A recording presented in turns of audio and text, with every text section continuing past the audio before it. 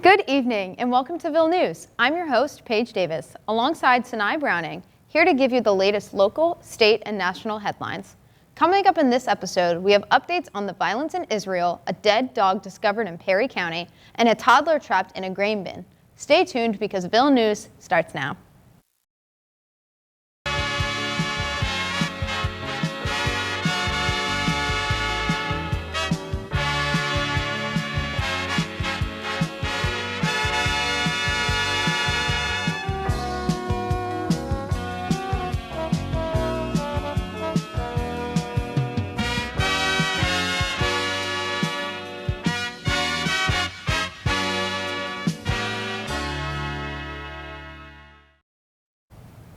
Long simmering tensions in the Middle East finally exploded last Saturday as the nation of Israel was attacked by Palestinian militant groups, Hamas, leading to a declaration of war against the terrorist group from Israeli Prime Minister Benjamin Netanyahu. The surprise attack began Saturday when Hamas militants crossed the border of the Hamas-controlled Gaza Strip into Israel, taking hundreds of civilians hostages, attacking Israeli military outposts and leaving almost 1,200 dead.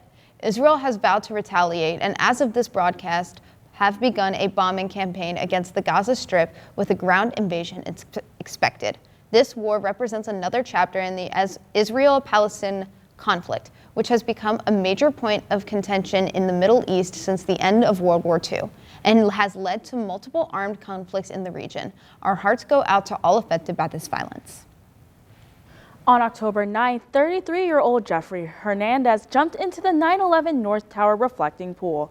He fell 30 feet into just 18 inches of water and then proceeded to walk towards the, quote, central void, end quote, which is just another 20-foot drop. He then laid in the shallow water that falls into the void for a little under a minute and proceeded to slide headfirst into the void.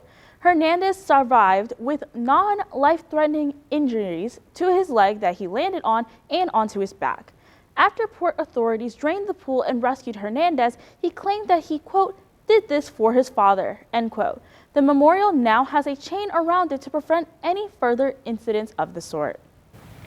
When we get back, updates on the disbandment of a Penn State fraternity, a dead dog discovered in Perry County Creek. Ville News will be right back.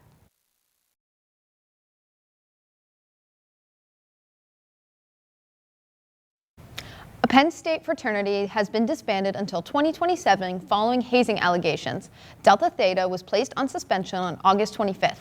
The chapter was found to be in violation of Student Code of Conduct in September. PSU reports that the decision to disband the fraternity was then held up by an appeal.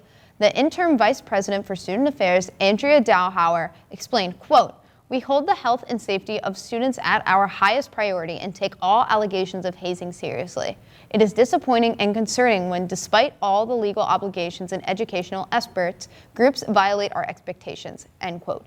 This comes following a 2017 incident where a teen was forced to consume large amounts of alcohol, causing him to fall down a flight of steps where no one called 911 for several hours, eventually leading to his death. A dead dog was found in a Perry County creek last week on October 6 at 12:49 a.m. Pennsylvania State Troopers found the black backpack in Sherman's Creek, Carroll Township. When state troopers opened the backpack, they found a large rock in the body of a small black dog. In a Wednesday news release, state police said, quote, the backpack had been weighed down with the large rock to keep the dog at the bottom of the creek, end quote. The rock weighed more than 16 pounds and about 11 inches tall and 11 inches wide. State police said a necropsy will be performed on the dog to confirm the cause and matter of its death. In addition to this, an animal cruelty case is ongoing. When we get back, we'll have updates about a toddler stuck inside a grain bin and increased security needed at a Lancaster City park. Ville News will be right back.